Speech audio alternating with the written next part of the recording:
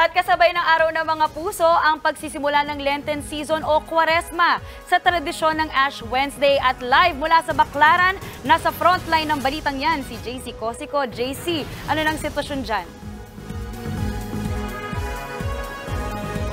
Maui, tuloy-tuloy pa rin nga sa mga oras ito ang pagpunta ng mga deboto dito nga sa Baclaran Church ngayong Ash Wednesday. Nagkataon din kasi na Baclaran dahil nga Valentine's Day ay nga mga families at mga magkasintahan yung mga nagsimba muna bago nga mag-date ngayong araw. Ay nga sa simbahan ay bukod sa hudyat na pagsisimula nga ng Kwaresma o Lenten season ay panahon ito ng pagsisisi, pagkakasundo at pagbabago.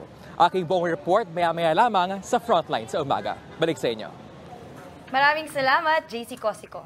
Mga kapatid, Jess De Los Santos po, huwag magpauli sa mga umaaksyong balita at napapanahong issue sa bansa.